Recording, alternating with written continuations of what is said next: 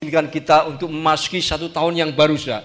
Kiranya tahun ini boleh menjadi tahun yang penuh dengan berkat, tahun yang penuh dengan pengharapan, tahun yang penuh dengan pertolongan daripada Tuhan, tahun yang penuh dengan kasih karunia Tuhan yang dilimpahkan kepada saudara-saudara sekalian yang boleh setia beribadah, hidup memperkenankan hati Tuhan. Amin.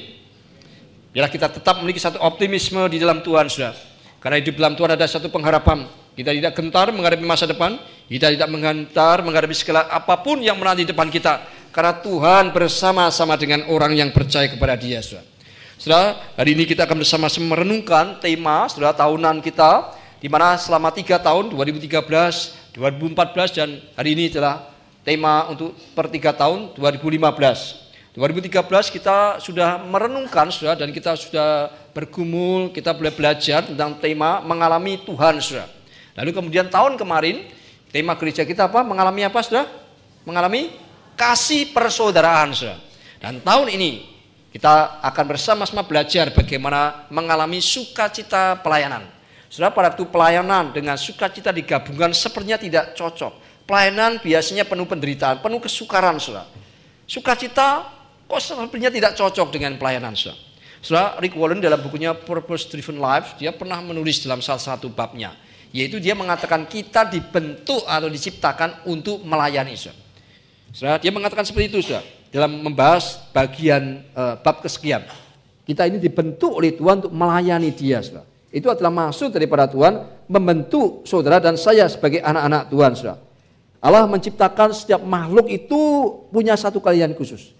Kita sudah ditentukan fungsi kita, lalu bentuknya belakangan begitu. Karena fungsi itu menentukan bentuk. Kalau kita mau membangun sebuah bangunan, kita tentu yang pertama fungsinya untuk apa? Untuk ibadah, maka bangun gereja. Fungsinya untuk apa? Untuk merawat orang sakit, menyembuhkan, maka itu rumah sakit. Maka bentuknya beda. Fungsinya apa? Untuk tidur, untuk istirahat, maka hotel. Maka fungsi itu akan menentukan bangunan itu menjadi seperti apa, saudara.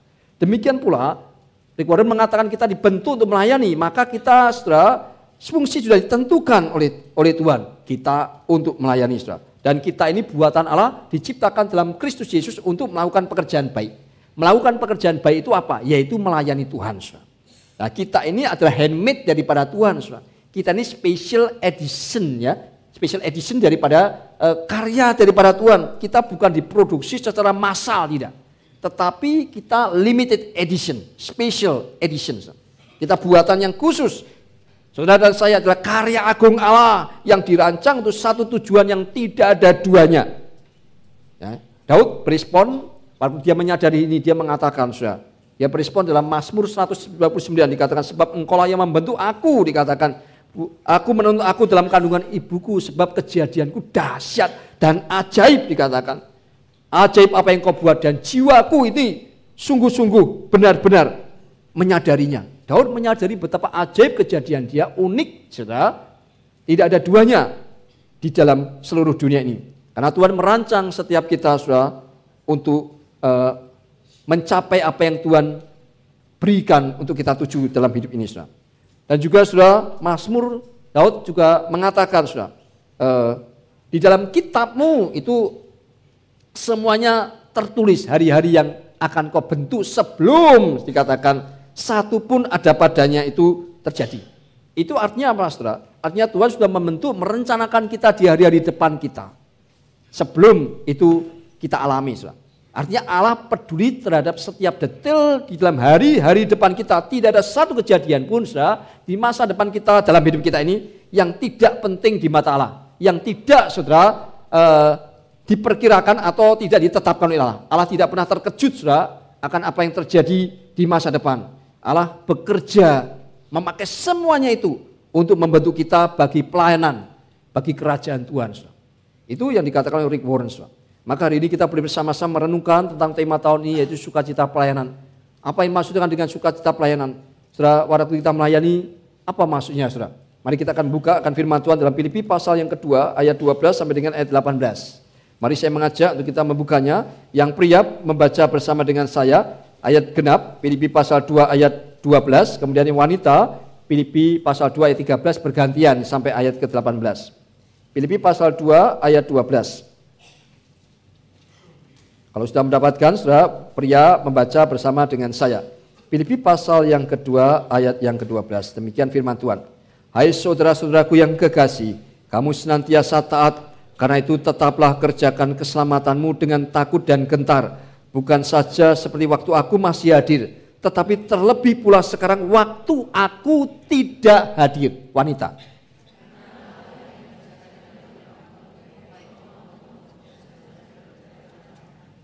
Lakukanlah segala sesuatu dengan tidak bersungut-sungut dan berbantah-bantahan. 15 wanita.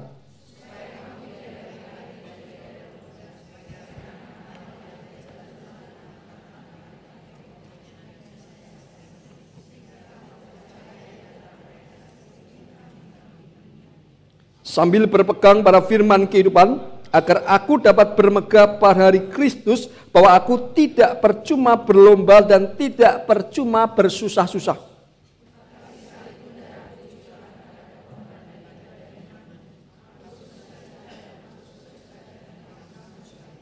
Sama-sama saudara, dan kamu juga harus bersukacita demikian, dan bersukacitalah dengan aku. Mari kita tundukkan kepala, tutup mata, kita masuk dalam doa, kita mohon pimpinan daripada Roh Tuhan sendiri. Mari kita berdoa.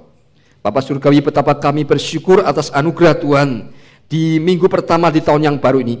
Kami rindu Tuhan, agar supaya benih firman Tuhan, Tuhan taburkan ke dalam hati dan kehidupan kami, sehingga kami memiliki satu kehidupan yang berlimpah di dalam Tuhan, sehingga kami hidup bukan hanya untuk diri kami sendiri, tapi hidup untuk bagi Tuhan yang sudah mati, yang menyelamatkan kami. Oleh sebab itu, ajar kami pada pagi hari ini, pada waktu kami merenungkan firman-Mu, buatlah bukan hanya kami mengerti akan kebenaran firman Tuhan, tetapi firman Tuhan membentuk kami, membangun kerohanian dan iman kami, sehingga kami semakin mengasihi Engkau Tuhan, semakin bisa membawa hidup kami mempermuliakan nama Tuhan dengan melayani Engkau Raja di atas segala raja. Baik urapi hamba-Mu dalam segala kelemahan, dalam segala keterbatasan, biar hanya bergantung sepenuh-penuhnya kepada Engkau ya Tuhan, sehingga kami boleh mendapatkan berkat yang limpah melalui firman-Mu. Terima kasih Bapa, demi nama Yesus Kristus kami berdoa. Amin.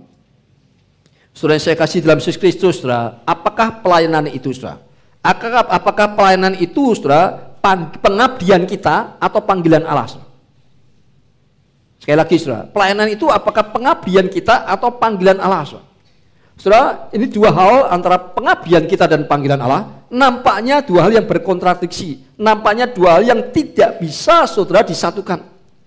Tetapi sebetulnya saudara, itu bukanlah satu hal yang kontradiksi, bukanlah sesuatu yang berlawanan, tetapi justru ini suatu yang dikatakan paradoks. Saudara.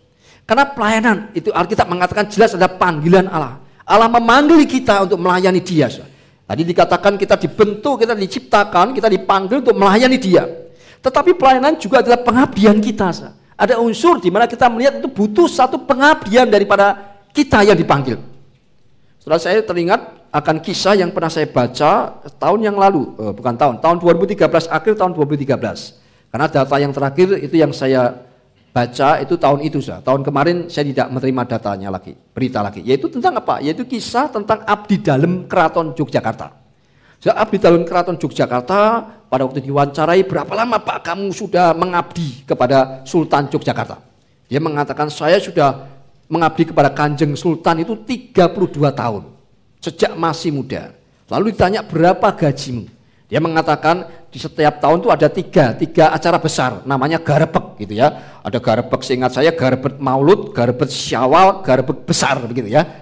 Itu istilahnya, itu namanya. Dan setiap kali garebek diundang dari pagi sejak malam sebelumnya sampai terus sepanjang hari mengangkat dan sebagainya, mengikul. Berapa kamu dibayar? Saya dibayar satu hari itu 2.000 US dollar, bukan 2.000 perak, 2.000 rupiah.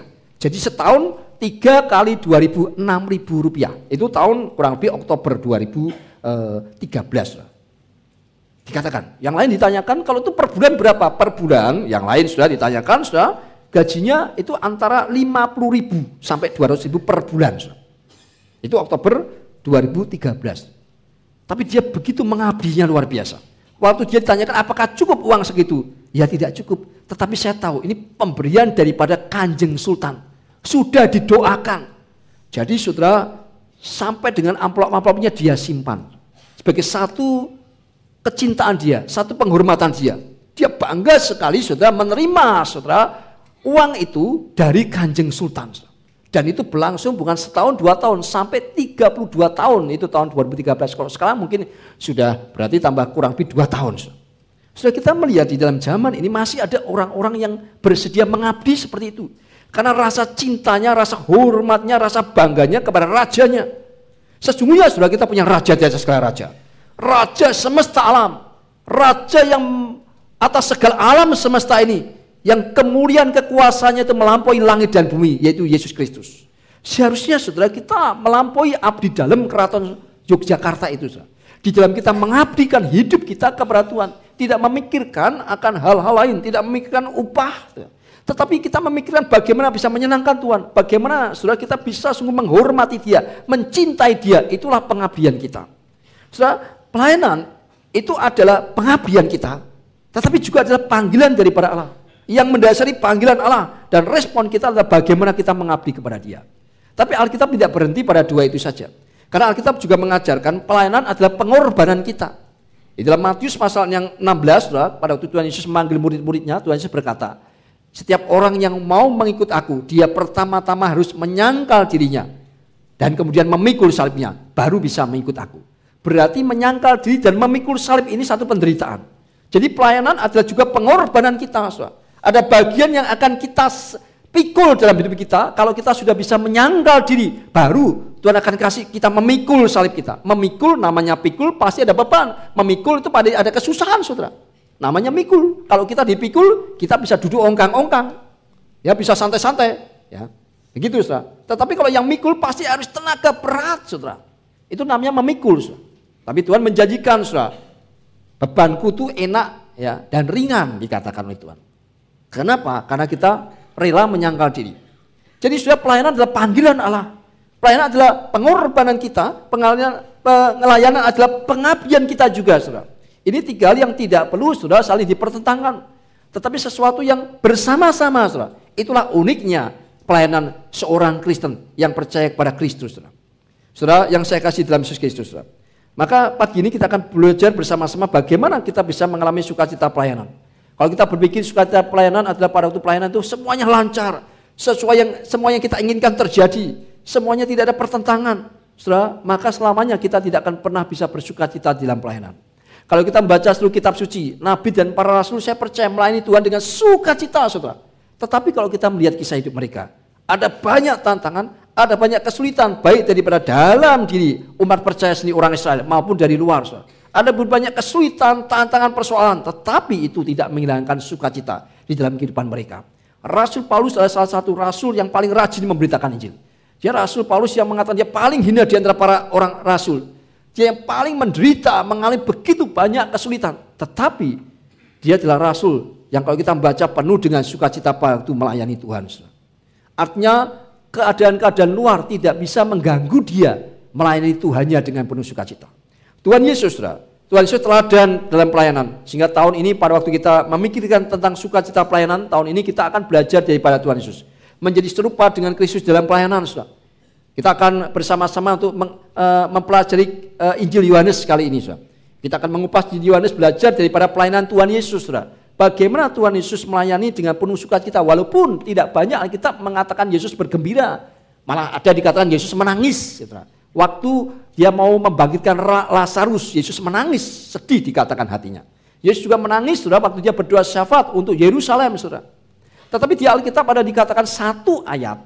Di dalam Lukas pasal 10 ayat 21 dikatakan, pada waktu itu bergembiralah Yesus di dalam Roh Kudus. Sudah boleh baca, Lukas pasal 10 ayat 21. Konteksnya apa? Konteksnya dalam pelayanan. Yesus mengutus 70 orang murid, saudara, untuk mengabarkan Injil, saudara.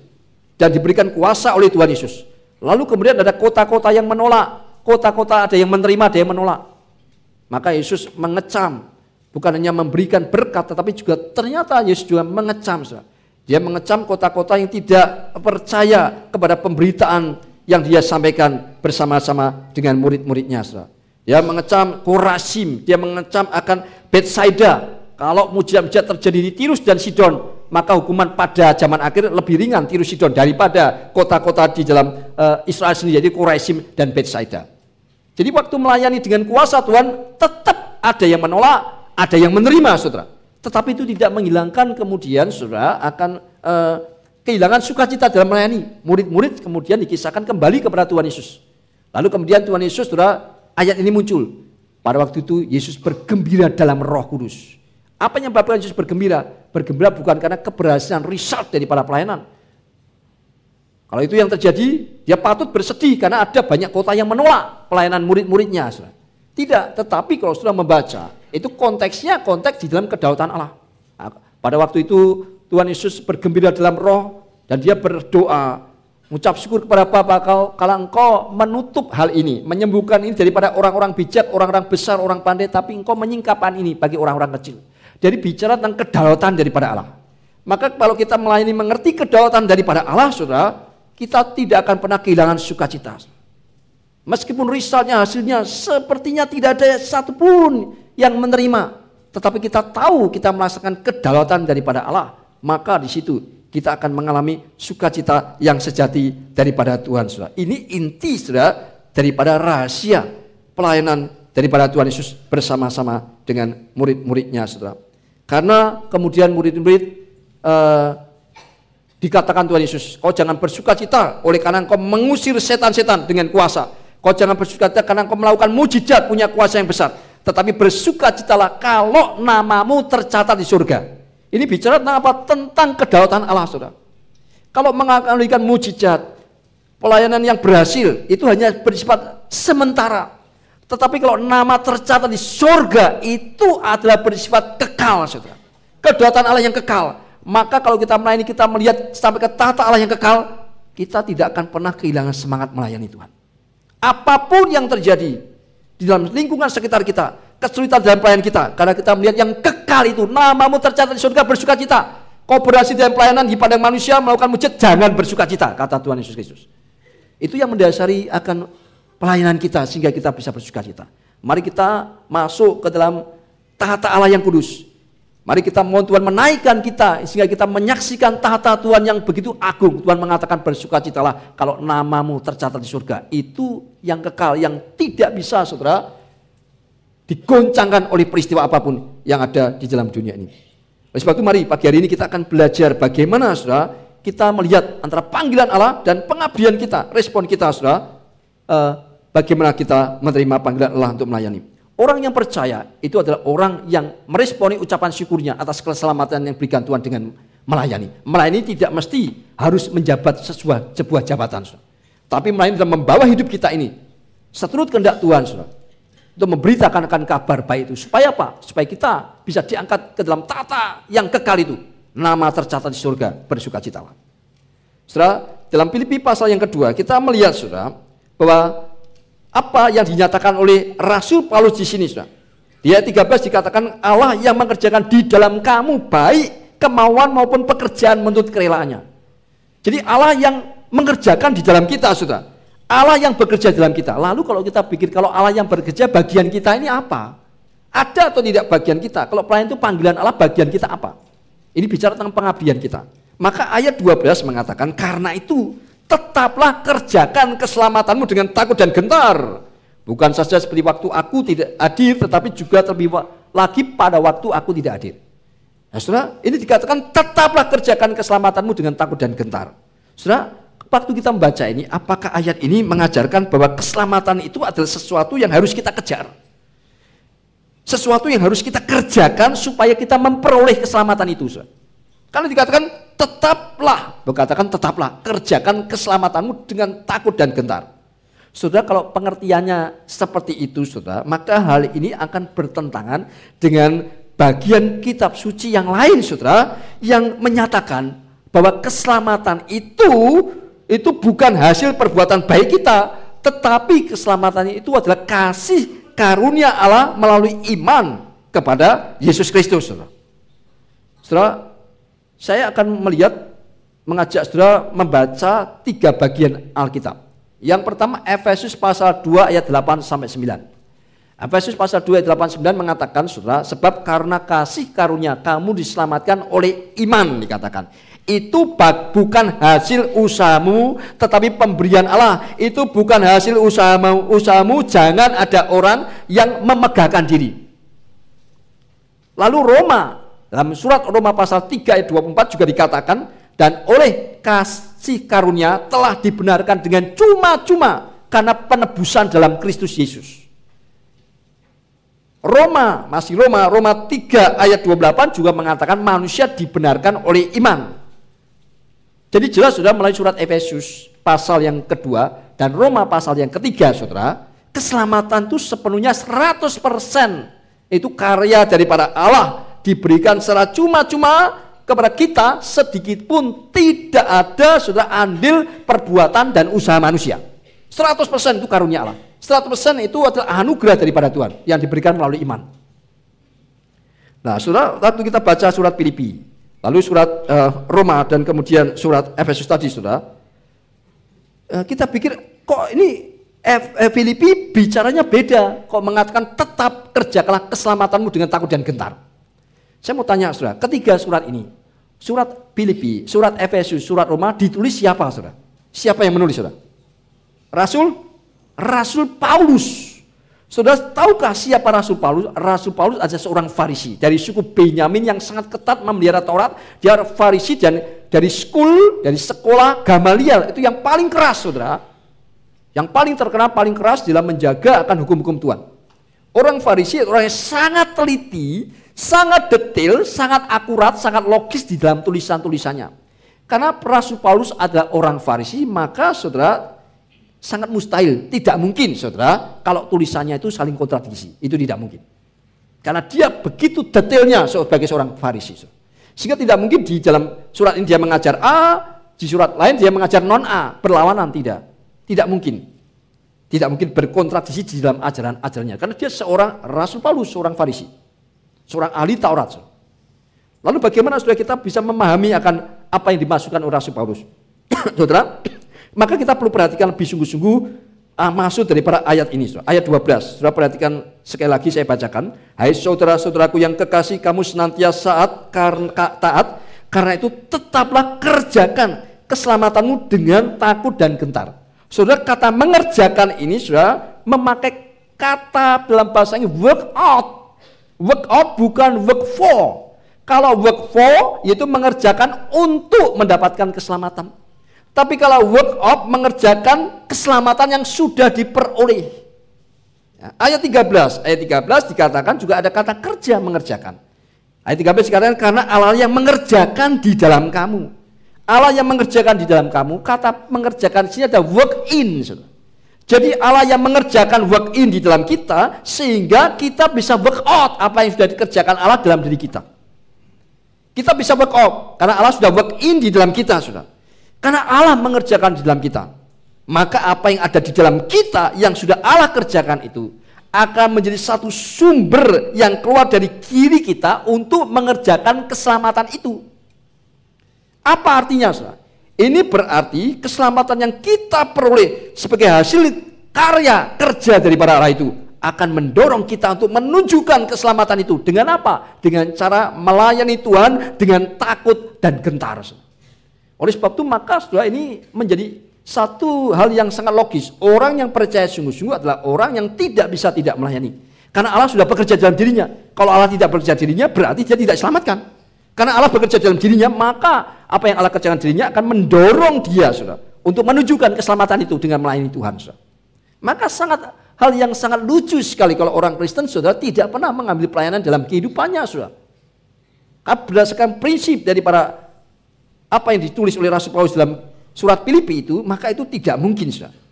Karena ketika Allah work in dalam kita, maka ada motivasi dari dalam ini, saudara, yang membedakan orang-orang yang sungguh-sungguh sudah diselamatkan, saudara, atau belum, saudara. Saudara, mengapa kita melihat begitu banyak orang yang sudah mengaku percaya Yesus, tetapi hidup imannya itu tanda tanya, kerohaniannya tidak maju-maju, saudara. Kenapa anak-anak Tuhan yang sudah mengaku percaya, pelayanannya tidak sungguh-sungguh, pelayanannya asal-asalan, bahkan dia lebih baik bekerja. Kalau bekerja begitu luar biasa, tapi kalau melayani asal-asalan saja. Saudara, mengapa itu bisa terjadi, saudara?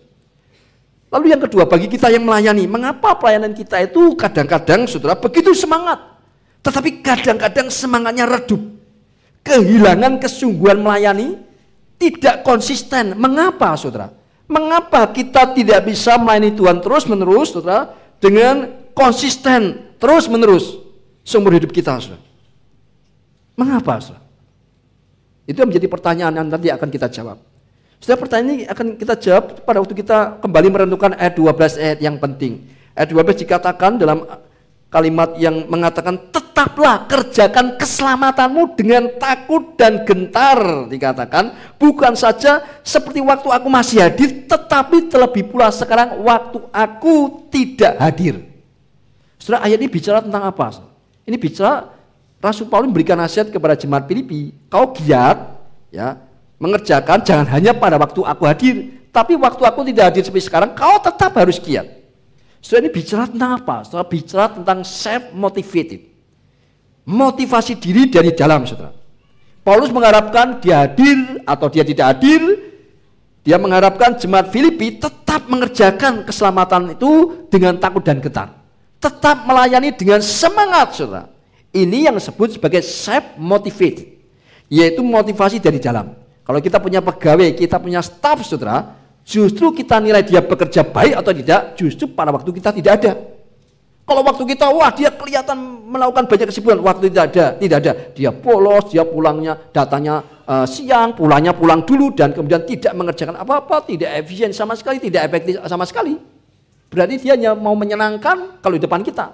Dia bukan pekerja yang baik. Pekerja yang baik adalah sungguh-sungguh waktu bosnya, majikannya tidak ada, dia tetap tidak kurang semangatnya, giatnya, disiplinnya, efektivitasnya, efisiennya, sama seperti bosnya itu hadir. Ini namanya self motivated. Orang yang punya self motivated menunjukkan dia dewasa secara rohani, dewasa kematangan pribadi, sehingga tidak perlu ada lagi pengawasan, tidak perlu ada inspeksi, saudara. Cukup diberikan arahan di awal, maka dia bisa tetap bekerja dengan penuh semangat. Tidak lagi perlu di bawah pengawasan daripada orang lain.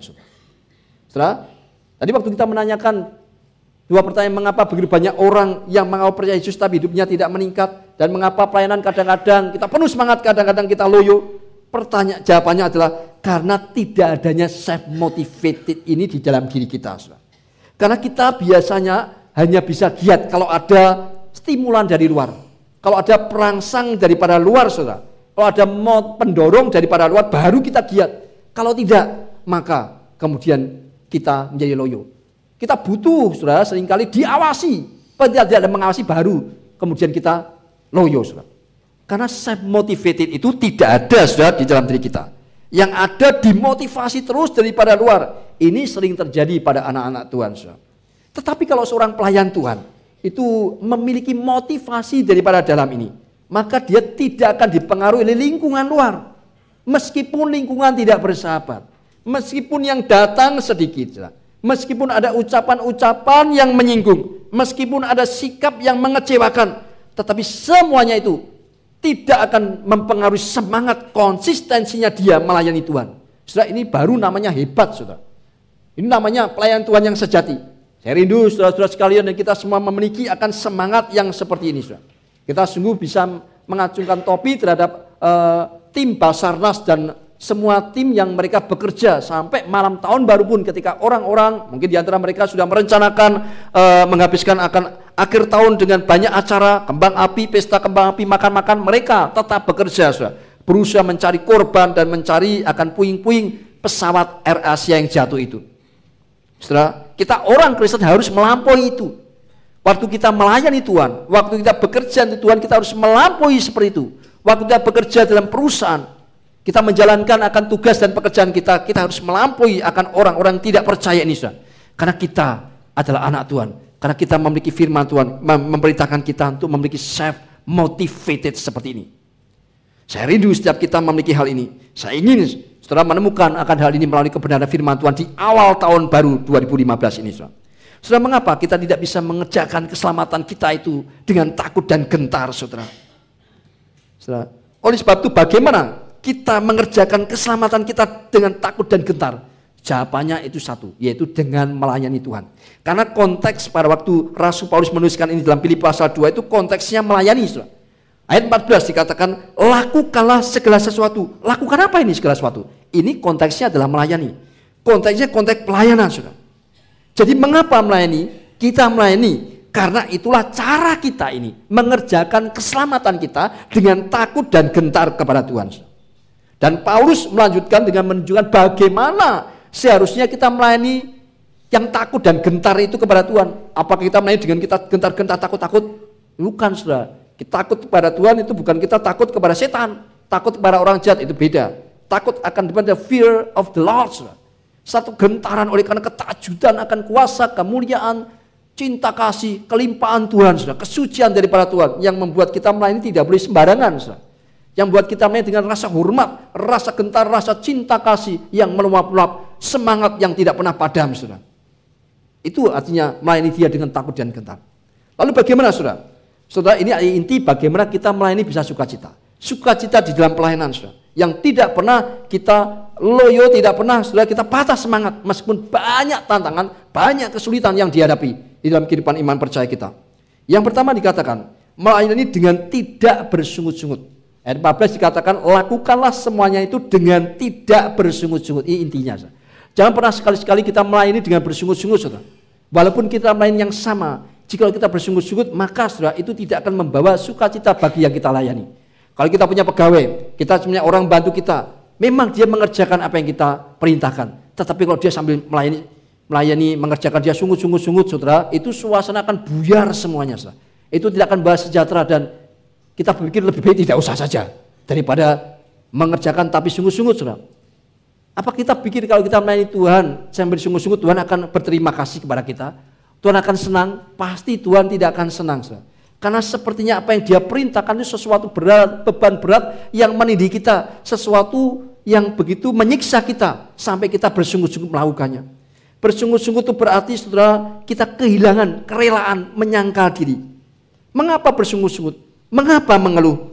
Saudara, kalau kita mau mencari banyak alasan, kita mau mencari banyak alasan itu banyak, saudara, yang bisa dijadikan alasan.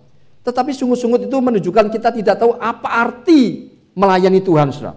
Kita tidak mengerti apa arti melayani Tuhan itu. Melayani bukan pekerjaan, saudara. Tetapi sebetulnya melayani itu panggilan. Melayani itu bukan paksaan, tetapi melayani itu satu kerelaan. Melayani bukan kita yang berjasa bagi Tuhan, tetapi Tuhan yang mengaruniakan mau memakai kita melayani dia, saudara. Jadi sebetulnya waktu kita melayani, jangan berpikir Tuhan akan berterima kasih kepada kita. Kita yang harusnya berterima kasih kepada Tuhan, karena Tuhan masih mau memakai kita. Kenapa, saudara? Karena pekerjaan Tuhan itu begitu besar, sangat besar. Kita begitu kecil, begitu remeh, banyak kelemahan. Kemungkinan gagalnya itu begitu besar. Tadi malam saya biasakan bacakan anak saya itu cerita Alkitab. Ada cerita Alkitab, saudara, di dalam untuk anak-anak, saudara. Anak-anak usia tertentu, dan itu satu kisah yang dikisahkan dengan model cerita. Sangat baik sekali, mulai daripada kejadian, saudara. Ya, saya ceritakan, setelah saya ceritakan, saya bacakan, tiba-tiba dia turun dari ranjang. Ini kan mau tidur. Lalu dia bersih-bersih semua, karena itu intinya adalah Tuhan menciptakan Adam dan Hawa, apa yang Adam dan Hawa diperintahkan, saudara, untuk beres-beres pekerjaan. Maka dia beres-beres di kamar, diberesin semua, saudara. Sampai di kamar mandi dilap-lap begitu, padahal hujan tadi malam kan, sebelum tidur semuanya begitu. Kurang lebih mungkin sekitar 20 menit, 30 menit. Ya kerjakan itu, saya panggil, "Cuk, kamu sedang apa?" "Sedang tidy up, Daddy," gitu ya. Tidy up semuanya, buku-buku semuanya ya. Nah, saudara, maksud dia adalah untuk membereskan. Tapi bagi kita, saudara, belum tentu membantu, karena kalau dia menggabungkan buku-buku digabungkan, nanti saya pusing carinya. Karena tidak diklasifikasikan. Nanti kalau saya mau cari teologi perjanjian baru, dia taruhnya di tafsiran, saya bingung carinya. Karena itu sudah diurutkan ABC dan itu masing-masing perjanjian baru, perjanjian lama, ya begitu ya, tafsiran apa, begitu ya. Semuanya tentang etika, semua tentang keluarga, tentang semuanya, saudara. Dari ribuan buku itu. Jadi tidak sembarangan. Maksud hati ingin membantu dedinya. Tapi mungkin bukannya membantu, tapi justru nanti memusingkan. Demikian pula, saudara, waktu kita berpikir kita mau bantu Tuhan, risikonya justru ada di Tuhan. Risiko, karena pekerjaan Tuhan itu mungkin tidak terbantu, justru malah semakin menjadi runyam. Waktu saya mencuci mobil, anak saya ini terlalu aktif, sangat aktif, tidak bisa diam. Permainan satu selesai, dia akan beralih ke permainan lain. Itu sangat aktif sekali. Ya, sangat aktif. Sampai malam dia pun loncat-loncat sebelum tidur itu menonton high five. Itu apa itu high five ya? Di satu channel untuk karton begitu. Itu high five itu gitu ya, seperti sekolah minggu begitu. Ya loncat-loncat masian begitu. Nah, waktu mencuci mobil, cuci semuanya sudah saya sabuni, sudah dikeringkan sudah ya. Dibilah dikeringkan, dia masih mau sabuni lagi. Waktu saya sikat roda itu dengan sikatnya roda, dia ambil sikat itu mau sikat bodi mobil, pakai sikatnya roda. Nah, maksud hati dia supaya bersih. Jadi ada kotorannya. Kalau pakai spons kurang, kalau pakai sikat lebih mantap. Nah, saudara bisa bayangkan kalau dia berhasil menyikat apa yang terjadi, saudara. Kita yang pusing, saudara ya. Catnya akan rusak semua. Maksud hati dia ingin membantu, tetapi justru mungkin tidak membantu, malah membuat runyam. Demikian pula, saudara. Kita seringkali kadang-kadang demikian, saudara. Maka kita tidak boleh melayani dengan kekuatan sendiri. Perlu akan pimpinan Tuhan. Melayani tidak boleh dengan bersungut-sungut. Oleh sebab itu pelayan Tuhan yang sejati tidak akan bersungut-sungut waktu dia melayani Tuhan, saudara. Yang kedua, saudara. Rasul Paulus juga mengatakan di ayat ke-14 tidak berhenti dengan tidak bersungut-sungut, tetapi juga melayani dengan tidak berbantah-bantahan. Saudara, zaman ini zaman di mana begitu banyak orang yang pandai bicara, saudara. Indonesia dan dunia tidak kehilangan ya kekurangan orang yang pandai bicara, saudara. Kalau kita menonton sepak bola atau menonton pertandingan tinju, kita menonton komentator. Dan para komentator kalau mereka bicara lebih lihai, ya, lebih pandai daripada pemain bola, lebih pandai daripada petinju. Coba dia yang terjun lagi sebagai petinju, belum 1 menit sudah KO, saudara ya. Tapi kalau dia komentar begitu luar biasanya, saudara. Dia komentar begitu luar biasanya. Kalau berdebat luar biasa, banyak ahli debat, saudara.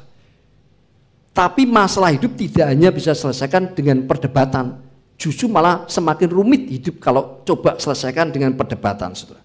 Melayani Tuhan tidak berbantah-bantahan, saudara. Baru kita bisa melayani dengan penuh sukacita.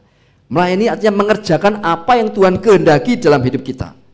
Dan kalau kita melayani dengan tidak bersungut-sungut dan tidak berbantah-bantahan, maka Rasul Paulus mengatakan akibatnya di ayat 15, yaitu kamu tidak beraib dan menjadi tidak bernoda sebagai anak-anak Allah di tengah angkatan yang bengkok dan yang sesat ini. Kita hidup dalam zaman yang semakin bengkok, semakin sesat, saudara. Kita perlu hati-hati.